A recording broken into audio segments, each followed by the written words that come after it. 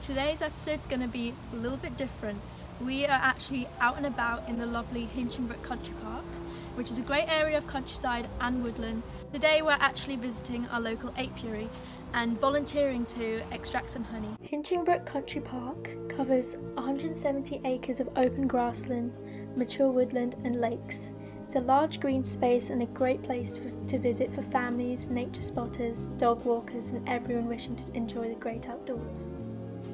Hinchingbrook Country Park is also known for having a lot of wildlife, so you can spot all 3 species of British woodpecker here, along with a nuthatch or a marsh tit.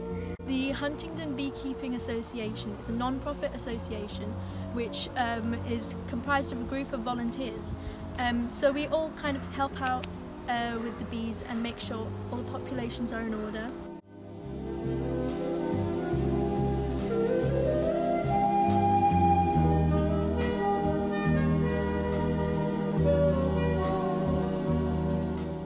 Hi, we are now inside one of the buildings inside Hinchingbrook Country Park where the association is doing their weekly meets.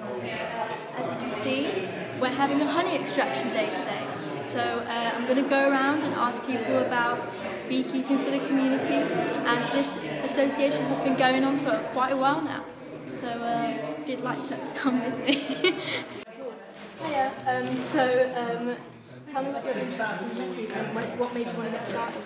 I have a lot of vegetable garden and fruit and things like that, so I think I was just mainly hoping to get more fruit and vegetables. Okay. So when did you join the association? It was only this year, so I just did a course in the winter. So I've heard you're the chair of the association. How long have you been involved in the association for? 12 years. What made you want to get started? I had a change in job 12 years ago, and I wanted to have a little hobby. So keeping bees in my garden seemed like a good idea. Joining the association as a member, and then I became a committee, and then I became secretary, and then I was treasurer, and now I'm chairman. So what's your favourite part about beekeeping? On a lovely summer's day when it's cold and calm, you get near the hives, just standing watching the bees fly in and out, buzzing them, doing their thing. Yeah, it's quite very tranquil, very therapeutic, very tranquil. And then of course if you get some honey out at the end of the year, fantastic. How long have you been into beekeeping? I got my first harvest of bees about 3 months ago. I did a course last year. What made you want to get started? Well, I wanted to start years and years and years ago, but I couldn't find a course that fitted in around children. So I wanted partly for honey and partly for pollinating for my garden. And the environmental bits. Oh, that's good. Yeah, that's the reason why I did it, really. So you've recently become a part of the association. Yes. So how are you finding it, talking to other beekeepers who are also interested in the same things as you? It's great. I find everyone really friendly and helpful. And it's brilliant. Absolutely brilliant. Okay. However, I don't have hives now. Oh, you don't? No, I don't, because I got stung a few times, and I've got quite a lot of other commitments. So I sold my hives, but I'm still beekeeping because I keep bees with somebody else. Ah.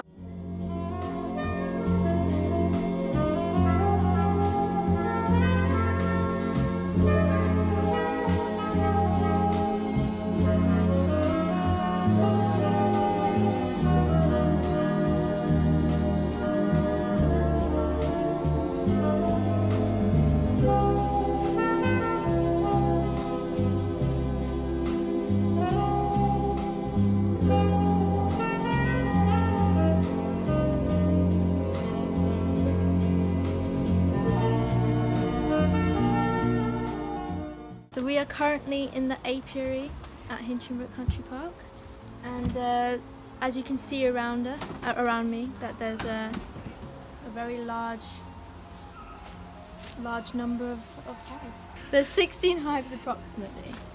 Right, what we're going to do is to put the wet frames that we just extracted into these boxes, which are called supers. You got that one? Yeah, I got that one. There's 10 to a box. This one's got rape honey, which has gone hard. The only way to get that out is to warm it. Well, what we're going to do is going to put some water in this hive, in this thing for the bees, and hopefully they will use the water. That's a wasp. How do you know? It's a yellow jacket. Right, what I want you to do is, if you could just hold that one that way, just slightly up like that. So what I want to try and do is put some water in there.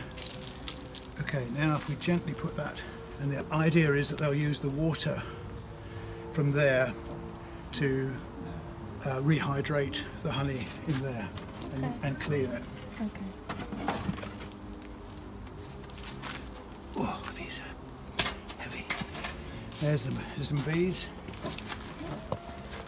I'm going to give them a quick smoke just to get them out of the way. What does smoking them actually do? It affects well, it's two things. If I blew smoke in your face, you'd walk away.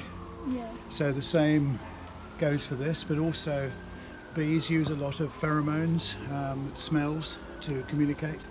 And one of the things they use is an attack pheromone, so that if they're being attacked, they all go around and defend.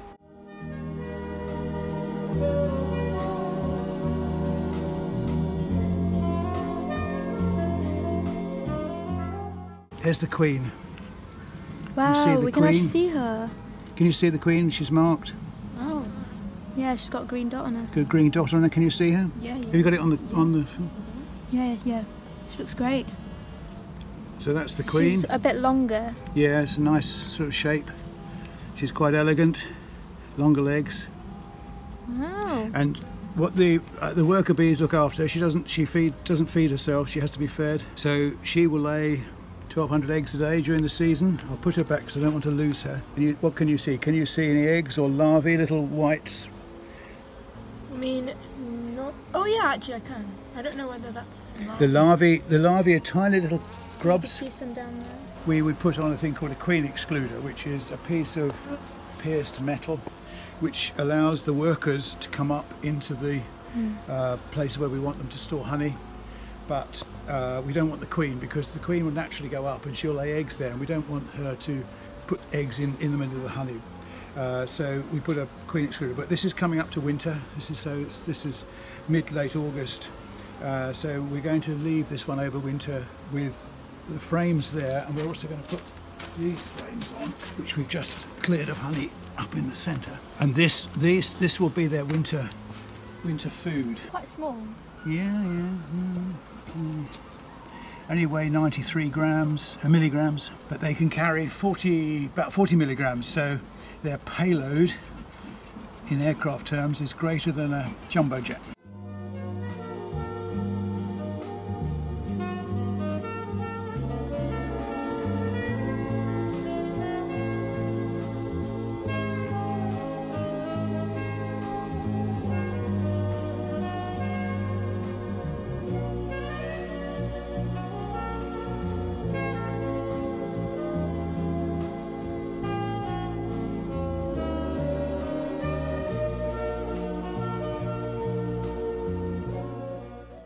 Hello and welcome back. I'm actually not at the apiary right now, as you can tell. I'm in my room, and due to some unfortunate circumstances we have lost some of the footage from the end of this video. I'm just going to go over what we covered. I'm just going to take a moment to chat a little bit about bees and why they're so important to us. Bees are responsible for 1 out of 3 mouthfuls of food, which means they're really important to not only the wildlife but for our economy. But the thing is, bees are in decline at the moment because of climate change. Because climate change is causing extreme weather. Bees are finding it really difficult to adapt to these changes, hence a lot of them are going extinct, especially in the part of the country where I live in, which is the southeast. It's easy to feel powerless in this situation. There are things that you can do at home that will make a difference. So I'm going to suggest 3 things that you can do at home which will help out. First of all, keeping a bee-friendly garden. In an increasingly more concrete world,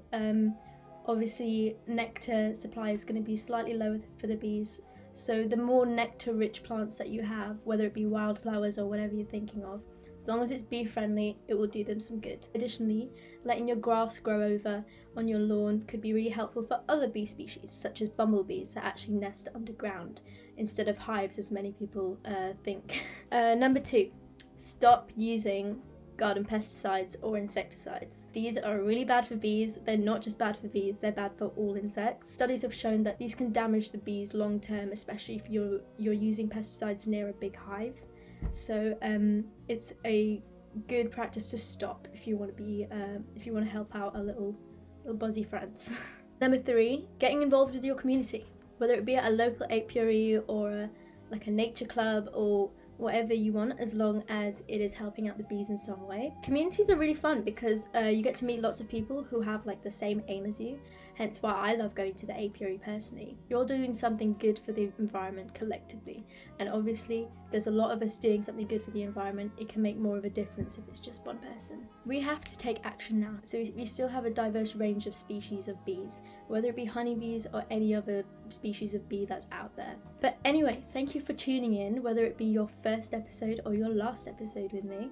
If you'd like to hear more from this series, please leave me a comment below. I am open to doing more in this series or open to doing other things on this channel. But thank you for tuning in. It's been really lovely having you, and I really hope you learned something, and hopefully this inspires you to take up something bee related, just a little something to help out our favourite insects. So thank you, and I'll see you in the next one.